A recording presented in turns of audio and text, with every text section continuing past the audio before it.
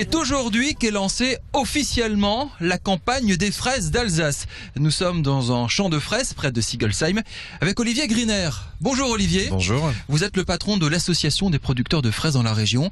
Alors il y en a une cinquantaine un petit peu partout et vous en représentez 24, 25. C'est ça. On est quelques producteurs réunis pour promouvoir la fraise d'Alsace. 200 hectares de production dans la région. On n'est quand même pas la première région productrice de fraises en France. Non, on n'est pas la première région productrice, mais on a une particularité. On a beaucoup de livres-cueillettes que d'autres régions n'ont pas. Quasiment la moitié est cueillie par les gens. Les gens viennent avec leurs récipients et cueillent leurs propres fraises. Mais ils en mangent plus que ce qu'ils payent finalement à la fin, non c'est pas ça le truc. Non.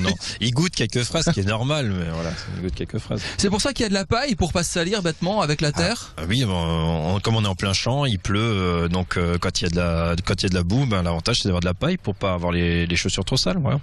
Où est-ce qu'elle en est cette saison de la fraise? Est-ce qu'elle démarre bien? Elle démarre lentement? C'est long? Alors, vous en êtes où? On est au début. Tous les ans, c'est bien de recadrer la date parce que l'année dernière, on avait fait le lancement le 18 juin, donc c'était dans 3 semaines. Du coup, on est paumé. Ouais. Alors, on est quoi? Bien recadrer la date. Voilà. C'est la bonne date pour démarrer les fraises. C'est la bonne date. Les fraises sont juteuses, rouges à maturité, donc c'est le moment d'en profiter.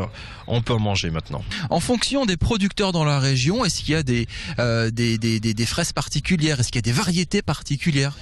Chacun plante la gariguette, l'éternelle gariguette. La gariguette, c'est moins dans la région, on en a beaucoup moins. On a des variétés qui sont très gustatives, comme la lambada, la corona, qui sont essentiellement destinées à la libre-cueillette parce qu'elles se conservent pas très bien. Donc les gens peuvent les cueillir, elles sont très parfumées, mais doivent les transformer rapidement. Comment se porte le marché de la fraise? Moi, je pensais que la fraise, par exemple, elle était mieux en Espagne.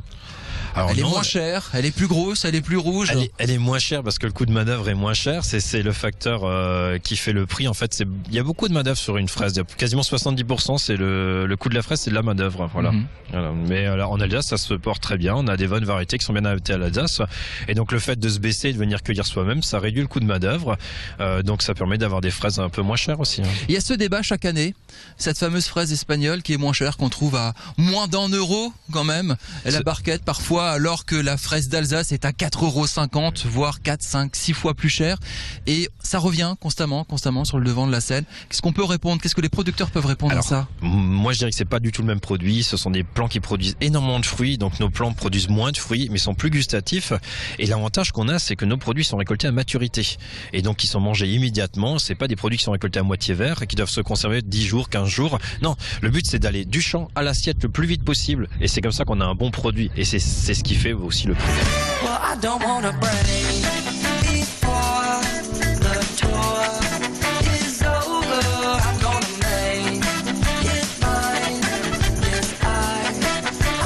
Bonjour Clarisse. Bonjour. Elle est à combien votre barquette de 500 grammes de fraises? Ma barquette est à 2,50 €, la barquette de 500 grammes. Ça va, c'est moins cher que dans certains supermarchés? Ah, c'est moins cher que pour de la fraise française, alsacienne, madame. Pour de la fraise française et alsacienne, mais directement cueillie du matin. Elles sont énormes vos fraises, Je sais pas si on voit ça. C'est quelle variété? Alors là, vous avez une Cléry.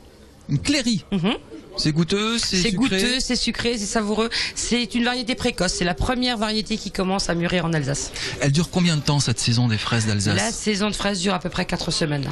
4 semaines, dans des petites bicoques comme ça, il y en a un petit peu partout dans la région. Il y en a un petit peu partout, oui. On vend les fraises directement cueillies le matin et vendues dans la journée. Alors c'est ça qui est rigolo, c'est que beaucoup de personnes viennent cueillir les fraises avec les gamins, avec les enfants. Ouais. C'est quoi le contact que vous avez avec eux? Ah, c'est le but. Les enfants découvrent la fraise, découvrent les champs de fraises. En plus, ils s'en mettent plein partout. C'est mignon de les voir arriver avec des goulinants de fraises de partout. C'est le jeu de la libre cueillette. Ils apprennent à redécouvrir les vraies choses de la nature et à vraiment recueillir leurs fruits. Je trouve ça très agréable d'accueillir même les enfants. C'est une bonne idée ça. Redécouvrir le fruit, le cueillir et pas l'acheter en barquette. C'est un peu l'histoire du tiens, tu sais que les poissons ils ont des yeux et une queue. Bah non, voilà, je pensais qu'ils étaient panés dans un truc. On est sur redécouvrir un petit peu la nature. Comment ça marche une fraise? C'est ça? Vous expliquez tout ça? Tout ça, oui. Et le mercredi, c'est agréable parce que le mercredi, en général, c'est le jour des enfants. Ils vont pas à l'école. Je peux vous dire que le mercredi, en libre cueillette, en général, c'est blindé d'enfants. Et je suis ravie de les accueillir. Est-ce que ça marche? Est-ce que vous faites des sous? Est-ce que vous faites beaucoup de sous avec ça? Parce qu'on entend beaucoup dire, les agriculteurs, ça râle tout le temps, la concurrence, etc., les charges, les taxes. On vient d'en parler, là. La fameuse fraise espagnole, voilà, 2,80 € votre barquette. Supermarché d'à côté, c'est même pas en euros. Vous gagnez votre vie avec les fraises d'Alsace? Alors, on essaye de gagner notre vie avec les fraises d'Alsace. Ça, tout dépend des années. Alors, les années peuvent être plus ou moins bonnes en fonction des conditions climatiques. Alors, il y a des hauts, il y a des bas. Faut faire des moyennes sur 3 ans. C'est ce que je pratique. Et sur 3 ans, alors? Sur 3 ans, en général. Voilà, on s'en sort. On ne devient pas millionnaire, mais on s'en sort. Mais après, il faut avoir un amour de ce métier pour le faire de toute façon. Effectivement, il faut gagner notre vie en tant qu'agriculteur. Mais si on n'aime pas ce qu'on fait, de toute façon, on ne perdurera pas dans cette profession.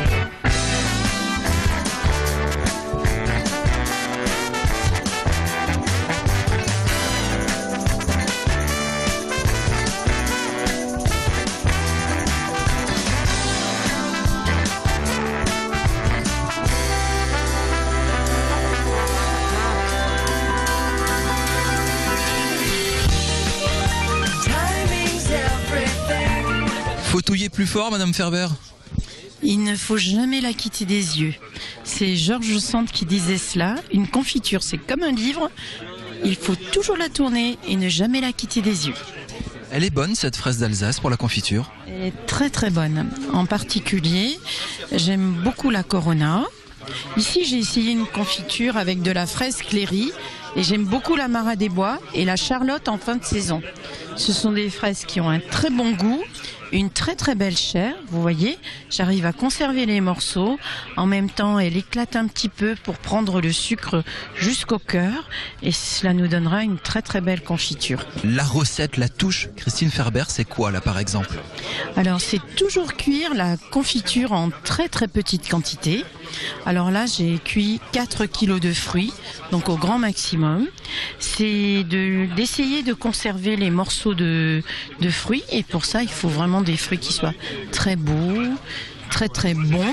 Et c'est de prendre son temps pour préparer les fruits parce que ce qui vous demande le plus de temps lors d'une fabrication de confiture, c'est toute la préparation, rincer les fruits, les sécher dans un linge, les équeuter, les couper et ensuite les cuire. Ça, vous pensez que c'est le genre de choses qu'il faut promouvoir, la fidélité envers son producteur, aller chercher le fruit comme là, la libre cueillette, c'est indispensable? Complètement, complètement. Et dans notre région, du fait, on parle beaucoup de ce mouvement de locavore, c'est-à-dire des personnes qui ne consomment que les fruits au moment de la juste saison et ou au fil des saisons, les légumes et qui consomment les fruits et les légumes et les productions de leur région. Alors nous, dans notre région, on a une région si riche, si belle, qui donne de si beaux fruits et légumes. On a juste à ouvrir la porte de certains agriculteurs et tout est à notre disposition. Je pense vraiment que ce sont des métiers qu'il faut être passionné pour rester un agriculteur. Merci beaucoup, Christine Ferber. Merci beaucoup. C'est gentil. Oh, une petite abeille.